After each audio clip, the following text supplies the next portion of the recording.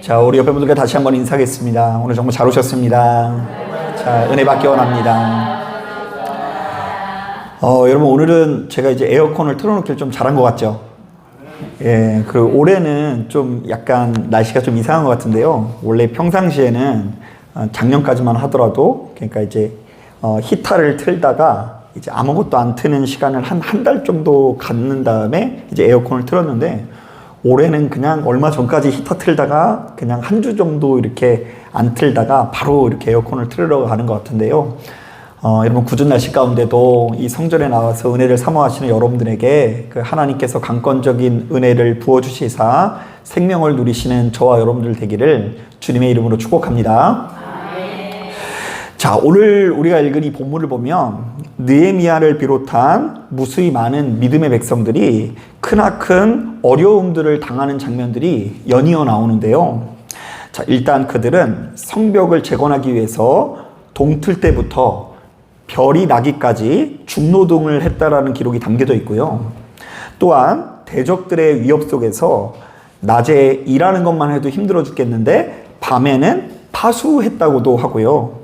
자, 그리고 마지막으로 그들이 한 손으로는 물을 기르고 한 손으로는 병기를 잡았다라는 표현이 담겨 있을 정도입니다.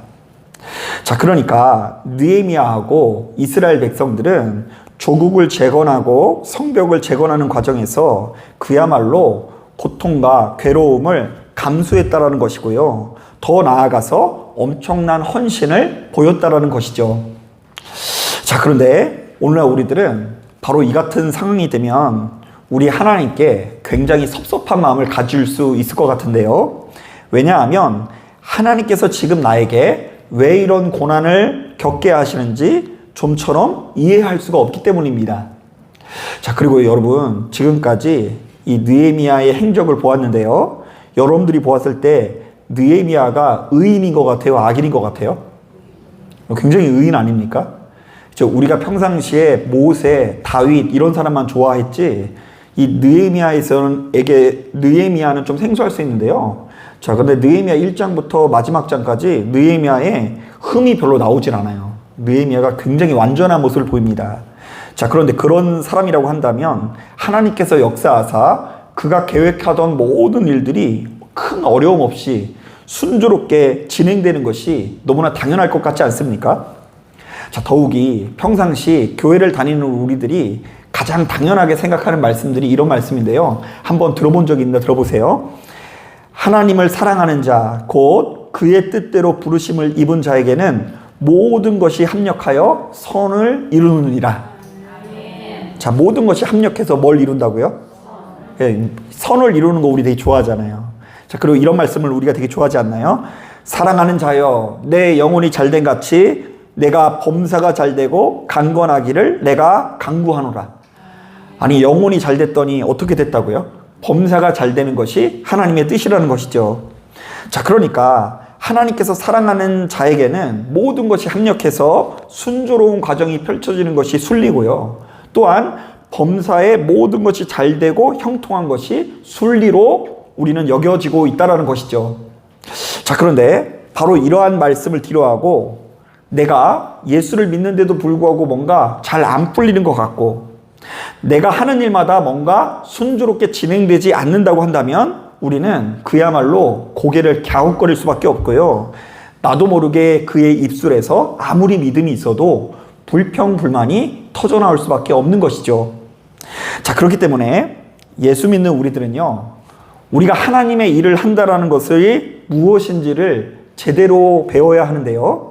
자, 결론부터 말하자면 하나님의 일의 본질은 형통하고 순조로운 것이 아니라 충성과 헌신이라는 것을 기억하시길 바랍니다. 자, 한번 따라해 보겠습니다. 하나님 일의 본질은 형통이 아니라 충성이다. 한번 따라해 보겠습니다. 하나님의 일의 본질은 순조로움이 아니라 헌신이다. 자, 그러니까 우리들은 형통한 삶을 살기 위해서 주님의 종으로 부름을 받은 게 아니라 충성하기 위해서 주님의 종이 된 것이고요.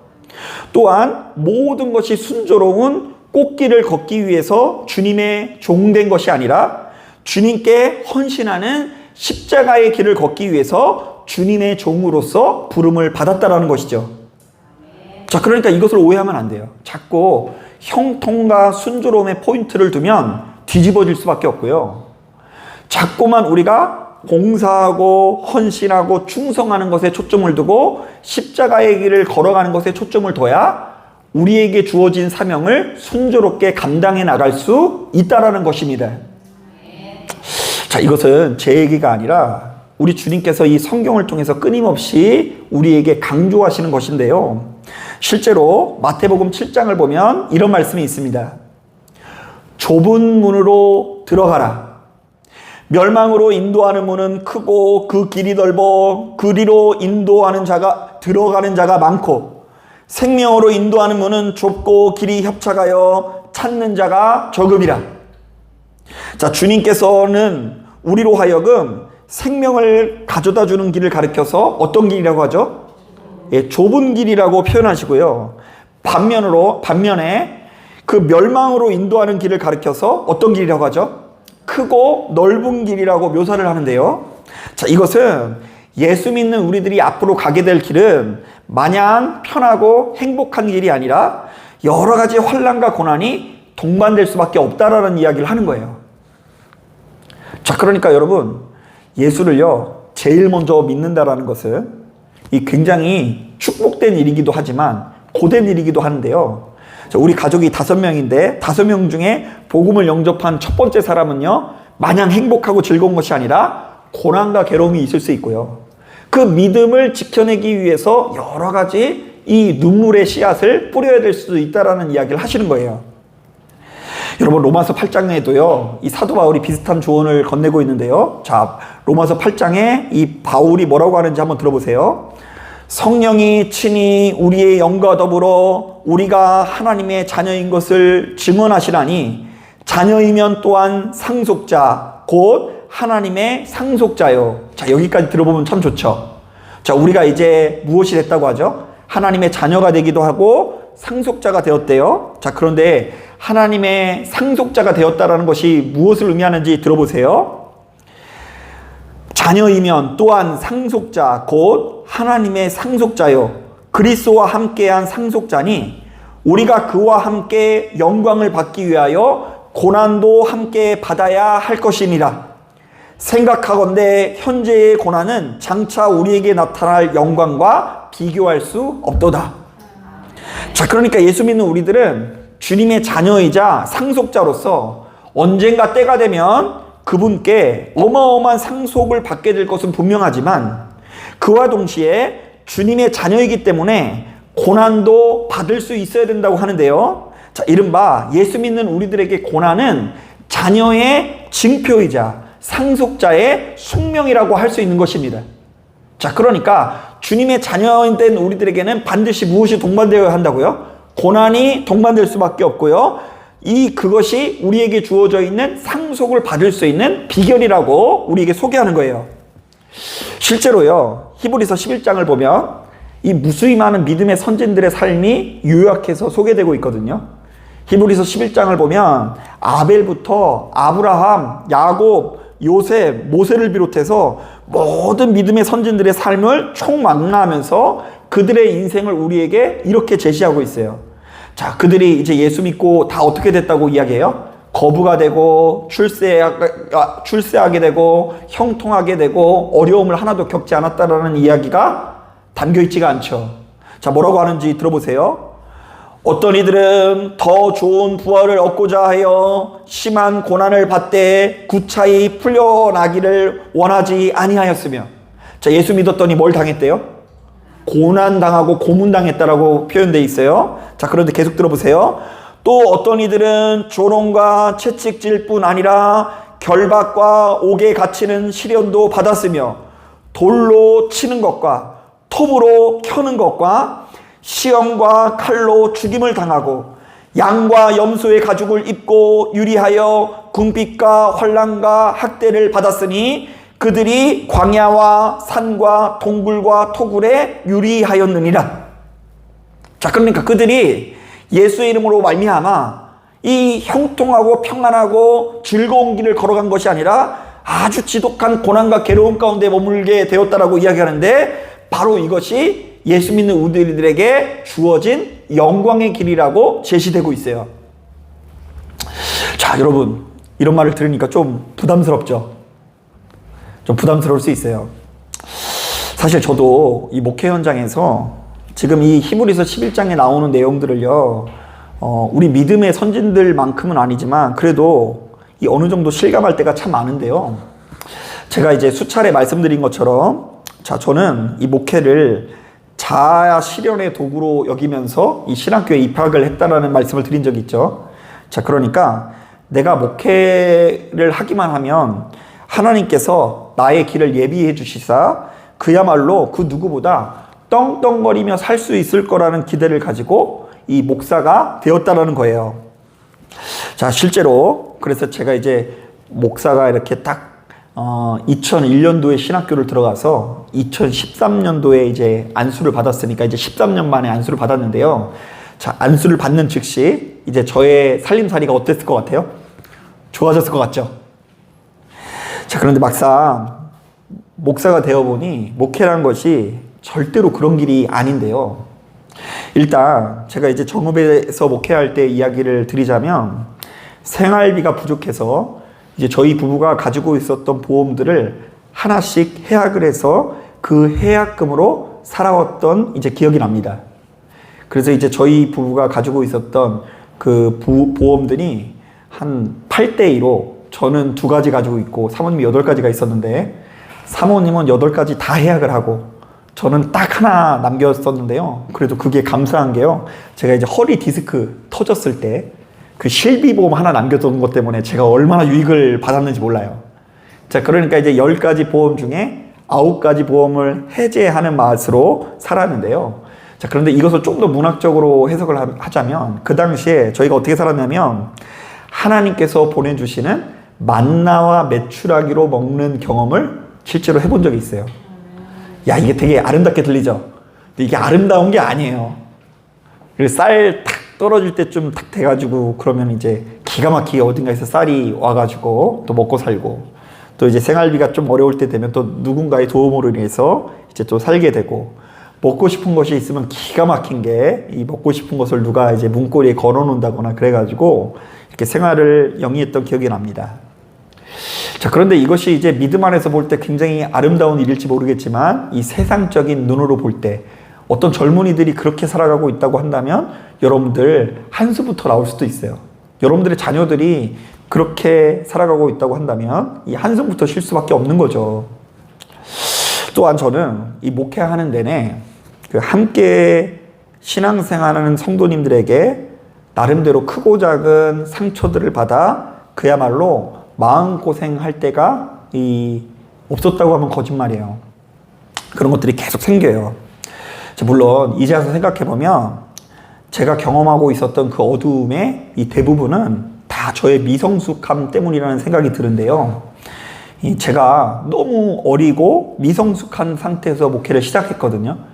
그러니까 이제 신학교에 20살 때 들어가는데, 작년까지만 해도 고등학교 학생이었던 애가 갑자기 이제 호칭이 바뀌는 거예요. 신학교에 들어갔다는 이유로. 그러면 이제 교회 들어가가지고 그 미성숙한 애가 지도자 행세하려니까 얼마나 실수가 많습니까? 그래서 저의 허물 때문에 가는 곳곳마다 이 좋지 못한 일들이 일어났던 기억이 있는데요. 그런데 당시만 하더라도 이것을 저의 허물이라고 깨닫지 못하고 누군가를 향한 분노가 올라와서 참 힘들었던 기억이 납니다. 그래서 이제 지금도 어떤 면에서요, 제가 이 흰머리 굉장히 많다 그러잖아요. 근데 이 흰머리의 30%는 유전이고요, 70%는 마음고생이 아닐까. 그래가지고 이제 막 머리도 빠지고 이래가지고 고민인데, 그 며칠 전에 우리 딸이 머리를 이렇게 빗어주다가 아빠 여기 비었다 이러더라고요. 위쪽에. 그래가지고 이제 이렇게 그런 마음이 있는데, 이제 그래가지고 이제 워낙 어릴 때부터 이렇게 조심하고 실수하지 않으려고 노력하고 이러다 보니까 지금도 그냥 원래 가지고 있는 성격이 굉장히 낙천적인 성격인데, 약간 한 발짝 떨어져서 이렇게 거리를 두는 것이 이제 몸에 자꾸 배는 것 같아서 이제 안 그러려고 해도 이제 그러는 것 같아서, 이게 굉장히 좀 어려운 마음이 들기도 합니다. 자, 그런데 한 번은요, 목회 현장에서 저 나름대로 바로 이렇듯 뭔가 마음이 많이 지쳐있는 상태에서 고등학교 친구들이 그 SNS 상에서 저를 발견하고는 너무 반가워하면서 만나자는 연락을 해왔습니다. 이미 이 친구들은 이 당진 지역에서 이제 정착을 해서 정기적인 모임을 가지고 있었는데요. 저도 너무 친했던 친구니까 와가지고 함께 모임을 갖자고 제안을 한 것입니다. 자, 그런데 제가 그 친구들을 SNS 상에서 보고 깜짝 놀랐어요. 왜냐하면 한 명 한 명이 잘 살아도 너무 잘 사는 것처럼 느껴졌기 때문입니다. 사실 여러분 고등학교 다닐 때 그 친구들 모임에서 누가 공부를 제일 잘했는 줄 아세요? 고마워요, 이렇게 얘기해줘서. 그래도 놀게 생기진 않았죠. 그래도 이제 학교 다닐 때는 제가 그 중에서 공부도 제일 잘하고 그리고 좀 리더 역할을 하는 이 반장이었어요. 반장. 그런데다가 이제 어찌됐건 그 친구들은 이제 잘 모르고 신학교가 어떤 건지 모르고 저는 서울로 이제 대학교를 가게 되고요. 그 친구들은 당진에 남아서 그 지역의 대학을 다니다 보니까 그래서 그 친구들이 저를 되게 부러워했어요. 야, 서울은 어때? 한강이 커? 지하철 타봤어? 뭐 이런 이렇게 우스개로 장난으로 농담을 걸어오기도 했어요. 그러면서 이야기하게 하루는 이렇게 같이 모임을 갖고 야, 네가 나중에 어떤 삶을 살지 모르겠지만 왠지 우리 중에 제일 잘 살 것 같아. 이렇게 했던 그 밤의 기억이 이제 생생합니다. 자, 그런데 그렇게 저희들이 이제 대학을 각자 들어갔죠. 저도 이제 목사의 꿈을 감고 이제 서울에 있는 신학교에 들어가고 이제 이 친구들은 그 당진에 있는 그 지역에 있는 이제 전문대를 들어가게 됐는데요. 자, 그런데 갑작스럽게 이 당진에 제가 이름을 대면 여러분들이 알만한 대기업이 생기게 됩니다. 그 모 철강회사가 갑자기 그 지역에 생기게 됩니다. 자, 그런데 저도 그 철강회사가 그렇게까지 클 줄 몰랐는데요. 가보면요, 그냥 이런 건물이 아니에요. 그냥 여의도 크기에 만한 어떤 면적이 다 그 회사 이제 소유의 기업이에요. 그래서 이 기업, 야, 이거 대단하다 싶을 정도로 있는데, 자, 그냥 워낙에 대기업이고 일손이 필요하다 보니까, 그 대기업에 그 지역의 대학을 다니고 있는 모든 친구들이 모조리 다 좋은 조건의 정직원으로 취업이 된 것입니다. 그리고는 그 기업에 오랫동안 다니던 친구들은 어느덧 한 10여 년이 지나니까 저는 어느 정도 그 삶의 지경이 자리를 잡게 된 거예요. 대기업이 좋긴 좋더라고요. 대기업을 한 10년 다니니까 다 그 지역의 알부자가 됐어요, 얘네들이. 그래서 나이에 걸맞지 않게 그 지역에서 좋은 아파트도 구매하고요. 좋은 차를 타고 다니고요. 식구들과 함께 정기적으로 이 주말마다 이 일이 힘드니까 주말이 되면 나름대로 식구들과 함께 이곳저곳 여행도 다니면서 윤택한 삶을 사는데요. 자, 그것을 보고 저도 모르는 사이에 이 젊은 마음에, 어린 마음에 그래도 부러운 마음이 조금 들어갔을까요? 안 들어갔을까요? 네, 들어가고요. 그리고 제 자신이 굉장히 초라해진 것 같다는 느낌이 들면서 한동안 눈을 감고 기도만 하려면 이런 기도가 나오더라고요. 하나님, 저 중에 나만 예수를 믿는데 왜 예수 믿는 나만 가장 못 사는 것 같고 예수 안 믿는 저 친구들이 훨씬 더 잘 삽니까? 내가 이렇듯 예수 믿고 사는 것이 저에게 어떤 유익이 있습니까? 결국 우리 인생에 예수 잘 믿는 것보다 돈 많은 것이 훨씬 더 좋은 것처럼 느껴집니다. 자, 여러분 어떠세요? 여러분들 예수 잘 믿는 게 좋은 것 같아요? 아니면 돈이 많은 게 좋은 것 같아요? 예수도 잘 믿고 돈도 많고, 그죠? 돈 없어도 된다라는 말은 순전히 거짓말이에요. 우리 육신의 옷을 입고 있는 우리들은 그럴 수가 없어요. 당장에 거액의 빚에 쪼들리고 생활비가 없고 그러면 마음이 쪼들리게 될 수 있죠. 자, 바로 그 순간 우리들은 그런 고민을 하게 돼 있어요. 하나님, 우리의 인생에 돈이 많은 것이 최고 아닙니까? 이렇게 예수 믿고 사는 것이 저에게 어떤 유익이 있습니까? 자, 그러니까 자, 우리가 분명히 해야 되는 것이 있는데요. 우리가 예수를 믿어도 그 예수의 이름으로 형통하고 순조로운 꽃길을 걸으려고 하면 반드시 탈이 나게 된다는 것을 알아야 합니다. 자, 애초에 신학이라는 걸 배울 때부터 예수 그리스도의 이름으로 형통할 생각, 순조롭게 꽃길만 걸으려고 하면 반드시 탈이 나게 되어 있다는 거예요.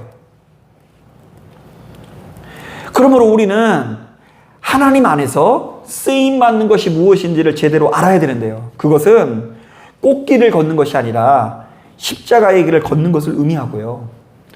우리의 주어져 있는 상황 가운데 어렵고 힘든 와중에 하나님 앞에 충성하고 헌신하는 것을 결심한다는 것을 의미한다는 것입니다. 자, 그런데 이제는 제가 한 사람의 평범한 목사로서 바로 이런 문제에 어느 정도 정립이 돼서 좀처럼 흔들리지 않는데요. 왜냐하면 내가 걸어야 하는 길은 꽃길이 아니라 십자가의 길이라는 것을 분명히 깨달았기 때문이고요. 또한 하나님께 헌신하고 수고하는 인생이야말로 가장 복되고 아름다운 길이라는 확신이 생겼기 때문입니다. 자, 그래서 지금은 저보다 훨씬 더 잘 사는 것 같은 이 동창들의 인생을 보고도 마음껏 축복을 해주고요. 저도 역시 저에게 맡겨진 사명을 성실하게 감당하기 위해서 나름대로 최선을 다하고 노력하고 있는데요. 이른바 우리 성도님들에게 복음을 전하고 나의 주인 되신 하나님께서 얼마나 좋은 분인지를 소개하고 있다는 것 자체가 그야말로 참 감사하게 느껴지더라고요. 자, 그러니까 이제 꽃길만 걸어가려고 생각했을 때는 불만족이 넘치지만 아예 십자가의 길을 걸어가려고 마음을 먹으면 우리에게 주어져 있는 이 사역의 순간, 고난의 순간, 괴로움의 순간이 바로 영광스러운 순간으로 느껴질 수도 있다는 것이죠. 그리고 바로 이것에 대한 눈을 뜨면 그냥 사역이 아니라 영광스러운 사역에 대한 소망이 생기면 우리에게 찾아오는 고통과 괴로움을 얼마든지 감내할 수도 있는 것입니다. 자, 한번 따라해 보겠습니다. 내가 사랑하는 예수를 위해서 얼마든지 고통을 감수할 수 있다. 예, 아예 그렇게 설계를 하게 된다는 것입니다. 하나님, 꽃길이 아니라 십자가입니다. 내가 주님께서 걸으셨던 그 길을 멀리서 떨어져서 보기만 할 것이 아니라 나도 역시 내 나름대로 주어진 삶의 현장에서 주님께서 걸어가신 그 길을 걸어가겠습니다. 자, 바로 그렇게 헌신하고 수고하는 것이 믿음의 결실이고요, 영광이에요. 그러니까 예수 믿고 부자 되고 형통하고 집안 살림이 나아지는 것이 영광이 아니라 내가 예수를 믿고 나도 역시 예수께서 걸어가신 그 길에 동참하시는 것이 진짜 믿는 자의 영광이라는 것입니다. 자, 바로 이런 점에서 오늘 새벽 예배 때 우리 성도님들과 나눈 말씀이 은혜가 됩니다. 자, 오늘 새벽에 우리 성도님들과 마태복음 25장에 나오는 이 달란트 비유를 살펴보았는데요. 자, 거기 보면 한 주인이 외국에 나가면서 자신의 종들에게 이 달란트를 나눠줍니다. 어떤 사람들은 5달란트, 어떤 사람은 3달란트, 2달란트, 어떤 사람은 1달란트. 자, 그리고 아주 오랜 시간이 흘러서 주인이 종들에게 돌아와서 그동안의 성과를 결산하기 시작하는데요. 자, 먼저 5달란트하고 2달란트 가진 사람은 나름대로 열심히 헌신을 하죠. 자, 그런데 문제는 1달란트 받은 사람은 땅에 두었다가 이제 주님께 책망을 받습니다. 자, 저는 바로 이 말씀을 가지고 크게 3가지 메시지를 전했는데요. 자, 먼저 첫째, 예수 믿는 우리들은 우리에게 주어진 달란트가 애초부터 동일하지 않을 수 있다는 것을 깨닫고 사람마다 역량 차이가 있을 수 있다는 것을 인정하자. 자, 5달란트 가지고 있는 사람은 면목을 해야 돼요. 5달란트의 몫을 해야 돼요. 자, 그러나 2달란트 가진 사람들에게 5달란트 가져오라고 하면 돼요, 안 돼요? 안 돼요. 자, 그러니까 여러분 집에 가서 마음에 안 드는 그 누군가에게 그 사람이 가지고 있는 건 사실 1달란트인데 5달란트 가져오라고 하면 된다, 안 된다? 안 된다. 그냥 1달란트 가지고 있는 사람한테는 1달란트만 요구하라는 얘기예요. 안 그러면 그것은 우리의 욕심일 수 있다라는 이야기죠. 자, 그런가 하면 두 번째로 하나님께서는 우리가 어떤 성취물이나 성공을 보여주는 것을 기뻐하지 아니하시고 하나님께 얼마나 신실하고 성실했는지를 가지고 그것을 충성으로 여긴다라는 것을 말씀을 드렸어요. 자, 한번 따라해 보겠습니다. 너희는 하나님께 얼마나 성실했는가. 예, 그것이 뭐라고요? 충성이라는 이야기예요. 하나님 앞에 성실하게 자기에게 맡겨진 몫을 최선을 다하려고 노력하는 그 신실함을 보시고 하나님께서 그것을 충성으로 여기신다는 것이죠. 그리고 세 번째로요, 이 신실한 일꾼에게 주어지는 보상은 막대한 보상이 아니라 큰 책임이라는 말씀을 드린 적이 있어요. 자, 그러니까 여러분, 이 5달란트 가진 사람은 보상으로 몇 달란트를 받아요? 5달란트 받았죠? 그럼 우리가 이렇게 생각하잖아요. 이야, 이 사람은 진짜 이제 부자가 됐구나. 이제 그 사람이 이제 엄청나게 거부가 됐구나. 그런데 이 5달란트는, 받은 5달란트는 또 뭐라고요? 하나님께 더 큰 책임이에요. 이제 10달란트가 생겼으니 다음 병 결산할 때는 몇 달란트를 가져가야 돼요? 20달란트를 가져가야 되는 거예요. 20달란트. 여기서 수학에 10달란트도 만들어야 될 거 아니에요. 그래서 보상으로 10달란트를 받았으면요, 야, 내가 우리 집안 살림이 이렇게 좋아졌다, 이게 아니에요. 이제 그 20달란트를 가지고 다음번 결산할 때까지 몇 달란트를 가져가야 돼요? 40달란트를 가져가야 되는 거예요. 자꾸 목사님이 그냥 수학 물어보죠. 그러니까 여러분, 여기에서 달란트는 책임을 의미하는 거예요. 책임을. 하나님 앞에서 신실한 누군가에게 하나님께서 더 큰 책임을 맡기는데, 그 더 큰 책임을 맡는다는 것 자체가 바로 뭐라고요? 하나님 앞에 영광이다. 하나님 앞에 상급이다. 그래서 여러분, 가끔씩 우리가 교회를 다니다 보면 이런 상황에 놓일 때가 있어요. 그 주변에 돌아보니까 힘들고 어려운 일은 아무도 안 하려고 하는 것 같아. 누구만 하는 것 같아요? 차마 부끄러워서 얘기를 못 하겠어요? 나만 하는 것처럼 느껴질 때가 있지 않나요?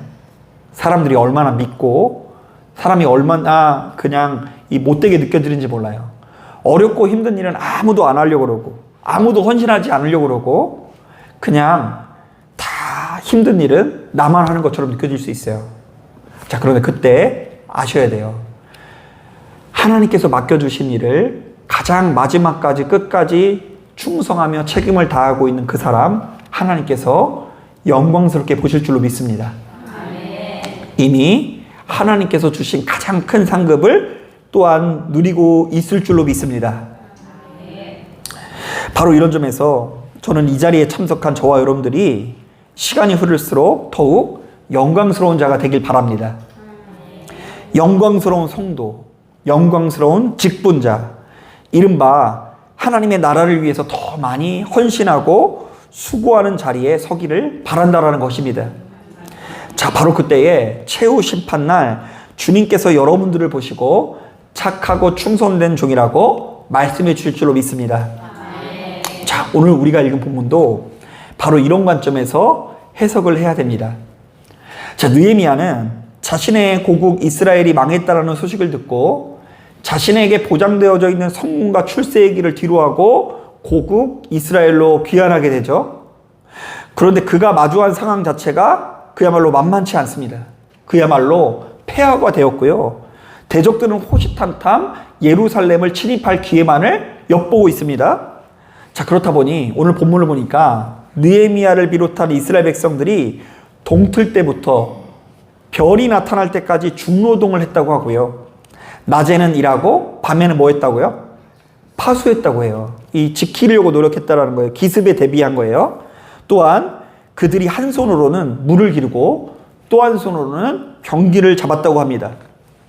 자, 그런데 이 모든 것들이 세상적인 눈으로 볼 때는 중노동일 수 있으나 믿음의 눈으로 볼 때는 그야말로 영광이라고 할 수 있고요. 하나님께서 주신 상급 그 자체라고 말할 수 있는데요.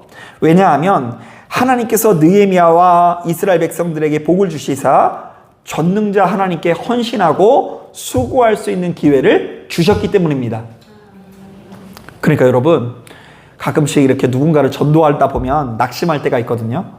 아니, 이 사람들이 그 전도하려고 그러면은 그냥 어쩌면 그냥 교회를 안 나오는지 몰라요. 그냥 나를 이용만 해먹는 것 같고 나만 수고하는 것 같고. 자, 그런데 전도의 가장 큰 영광은 누군가가 교회에 나오고 정착하는 것도 영광이지만 그 사람을 정착시키기 위해서 헌신하고 수고하는 것 자체가 예수 믿는 자의 영광인 줄로 믿습니다. 하나님께서 그 수고를 받으시는 거예요. 여러분, 제가 늘상 설교를 할 때마다 그것을 강조하죠. 신앙생활의 진수는 자기 중심성을 벗는 것이다. 자, 그러니까 식구들 안에서 나밖에 모르는 사람이, 나만 알고 살아가는 사람이 주변의 사람들을 헤아리는 것이 일단 그 시작일 수 있죠. 자, 그런데 마찬가지로 하나님의 나라와 의라는 관점에서 볼 때에도요, 그런 마음을 가질 수 있어야 돼요. 처음 예수 믿을 때는 누구밖에 몰랐어요? 나밖에 모르고 나의 형통과 나의 번영만을 꿈꾸면서 이 교회를 온 거예요. 병고침을 받기 위해서 오고, 부자가 되기도 위해서 왔고, 그리고 최우 목사님 말씀 듣다 보면은 뭔가 그냥 대단한 역사가 일어날 것을 기대하면서, 사업이 잘 될 것을 기대하면서 이 교회에 왔을 수 있어요. 자, 그런데 그것은 어떤 면에서는요, 누구밖에 모르는 신앙이에요? 나밖에 모르는 신앙이에요. 내가 부자 되기 위해서, 사업이 잘 되기 위해서 예수를 믿는 거, 그게 나의 일이라는 거예요. 자, 그런데 바로 그러한 모습으로 살아가던 이스라엘 백성들이 느헤미야를 만나서 그 삶의 방향이 바뀌게 됐어요. 그야말로 겉으로 볼 때 중노동을 하고 있어요. 낮에는 일하고 밤에도 못 자는 인생이 됐습니다. 한 손에는 물을 기르고 한 손에는 병기를 잡을 정도로 위태위태한 상황이에요. 그런데다가 끝이 보이질 않아요. 이게 넓어도 얼마나 넓은지, 이 공사가 언제 끝날지 모를 것 같은 이 고난이 이어지고 있어요. 자, 그런데 이 고난의 한복판에서 이 성경은, 느헤미야의 저자는 정말로 하나님의 영광을 위해서 끝없이 헌신하고 수고하는 느헤미야와 이스라엘 백성들의 모습을 클로즈하면서 바로 이것이야말로 진짜 영광이요, 진짜 헌신이요, 진짜 성공이라고 우리에게 제시하고 있는 거예요. 자, 마찬가지입니다. 여러분, 만약에 이렇게 상상을 해보시면 이렇게 알 것 같아요.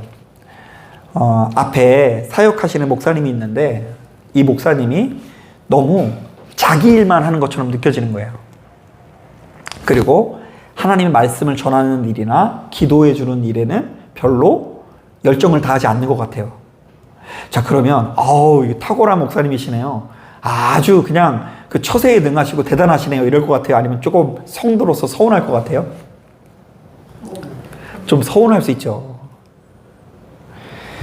하나님의 일에 헌신하고 나름대로 최선을 다하는 어떤 모습을 볼 때에 그것을 가지고 기뻐할 수 있는 것처럼, 지금 하나님께서 여러분들에게 바로 그러한 삶의 자세를 요구하고 계십니다. 사랑하는 아들과 딸아, 이제는 너의 일이 아니라, 그래서 이제 다 이렇게 갈라가지고 그냥 내게 해야 될 몫만 이렇게 딱 하지 말고 정말로 마음을 열어서 하나님의 일에 동참해라. 또한 한 영혼을 천하보다 귀하게 여기면서 그를 위해서 끝없이 기도하는 인생이 되라. 그래서 여러분, 오늘 이 말씀을 듣고 집에 돌아가면서 한번 여러분들이 평상시에 정말로 가장 간절하게 기도하는 기도의 제목을 쭉 나열해 봤으면 좋겠어요. 나는 평상시에 무엇을 놓고 기도하나? 자, 여러분, 평상시에 무엇을 놓고 기도하세요? 자, 그 기도의 제목이 영혼을 위한 기도가 되길 바라고요.